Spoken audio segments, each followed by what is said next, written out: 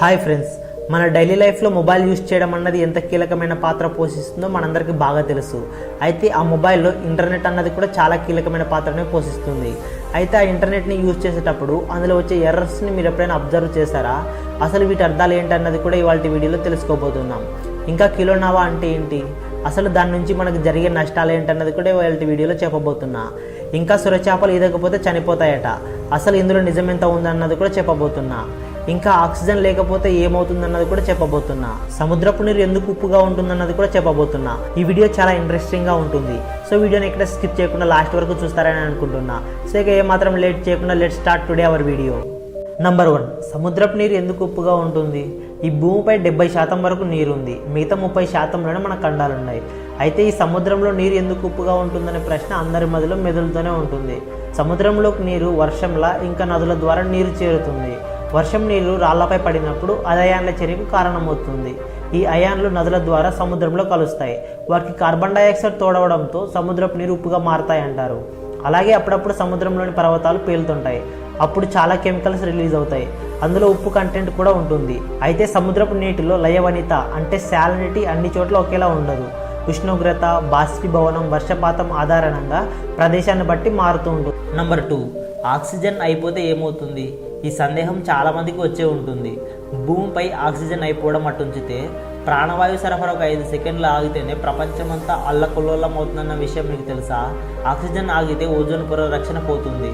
ఫలితంగా సూర్యుడి ultraviolet race తాకి మన చర్మం కూడా కాలిపోతుంది. అంతేకాదు, ఎయిర్ ప్రెషర్ ఆగిపోవడంతో చెవులు దెబ్బతిని వినికిడి లోపం తలెత్తుతుంది. మనమే కాదు, వాహనాలు, భవనాలు కూడా ఆక్సిజన్ లేకుండా ఉండలేవు.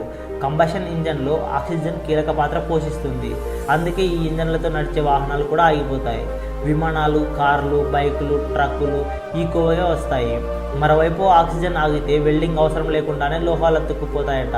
ఎందుకంటే సాధారణంగా లోహాలపై ఆక్సిడేషన్ వల్ల ఓ పొర ఏర్పడుతుంది. అది లేకపోతే కరిగించే అవసరం లేకుండానే లోహాలు అతుక్కుంటాయి. నంబర్ 3, సొరచేపలు అంటే షార్క్స్ ఈదుతూ ఉండకపోతే ఆక్సిజన్ అందక చనిపోతాయన్నది ప్రచారంలో ఉన్న ఓ నమ్మిక.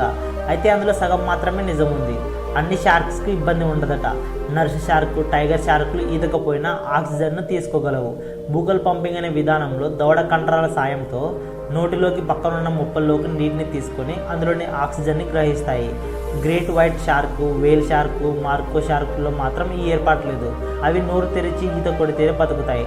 దీన్ని ర్యామ్ వెంటిలేషన్ అంటారు. ఈత ఆగిపోతే వీటి ఊపిరి ఆగిపోతుంది. నంబర్ 4, కిలోనావా అంటే ఏంటి? అసలు దాని నుంచి జరిగే నష్టాలేంటే ఇప్పుడు చూద్దాం. భూమిలో సంభవించే మార్పుల వల్ల అప్పుడప్పుడు ఎర్త్ సర్ఫేస్పై నివసించే జీవరాశులకైతే నష్టం జరుగుతూ ఉంటుంది. కానీ మనకు అంతరిక్షం నుంచి ప్రమాదం ఉందట. భూమికి చేరువలో 2 నక్షత్రాలు ఢీకొంటే దానివల్ల జీవకోటి అంతమైపోతుందట. అసలు అంతరిక్షంలో నక్షత్రాలు ఢీకొంటే భూమికి ఎందుకు నష్టమని మీకు అనిపించవచ్చు.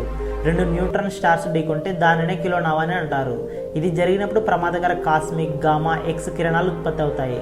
భూమికి 16 కాంతి సంవత్సరాల పరిధిలో ఈ కిలోనావా ఏర్పడితే ఈ హానికర కిరణాలు ఓజోన్ పొరను చీల్చుకొని మరీ భూమి ఉపరితలానికి చొచ్చుకొస్తాయట. ఫలితంగా 1000 ఏళ్లతో పాటు భూమి అల్ట్రావైలెట్ రేడియేషన్కు గురవుతుంది. అయితే ఆందోళన చెందాల్సిన అవసరం లేదు, ఎందుకంటే ఈ తరహా ఘటనలు చాలా అరుదుగా జరుగుతుంటాయని చెబుతున్నారు. నంబర్ 5, మనం ఇంటర్నెట్లో కొన్ని వెబ్సైట్స్ ఓపెన్ చేసి చూసినప్పుడు ఎర్రర్ 403, 503 అని కొన్ని నంబర్స్ అయితే కనిపిస్తూ ఉంటాయి. అయితే ఇవి ఎందుకు వస్తాయి? వాటికి ఏమైనా అర్థం ఉందా అని ఇప్పటికే చాలామందికి డౌట్ అయితే వచ్చే ఉంటుంది. అయితే వాడికి కూడా అర్థం ఉంటుంది. ఉదాహరణకు ఏదైనా సైట్ ఓపెన్ చేసినప్పుడు మీ స్క్రీన్పై 401 వచ్చినట్లయితే ఆ site user name and password ఉంటుందని అర్థం. ఇక 403 అని వస్తే ఆ సైట్ ఓపెన్ చేసేందుకు అనుమతి లేదని అర్థం. అలాగే 404 అని వస్తే మీరు చూస్తున్న సైట్ సర్వర్లో లేదని అర్థం. ఇక 500 అనేది server side message. HT access, PHP files, database folder పొరపాటుగా సేవ్ అయితే ఈ ఎర్రర్ వస్తుంది. అలాగే 503 కూడా సర్వర్ సైడ్ మెసేజ్. సర్వర్పై ఓవర్లోడ్ పడి సర్వర్ పని చేయడం మానేసినప్పుడు ఈ ఎర్రర్ వస్తుంది. ఈ వీడియోకి అయితే ఇంతే ఫ్రెండ్స్. నచ్చితే లైక్ చేయండి. ఈ వీడియో ఎలా అనిపించిందో మీ ఒపీనియన్ని కమెంట్ చేయండి. అలాగే మరిన్ని ఇలాంటి ఫ్యాక్ట్స్ కోసం మన ఛానల్ని సబ్స్క్రైబ్ చేసుకోండి. Thank you for watching.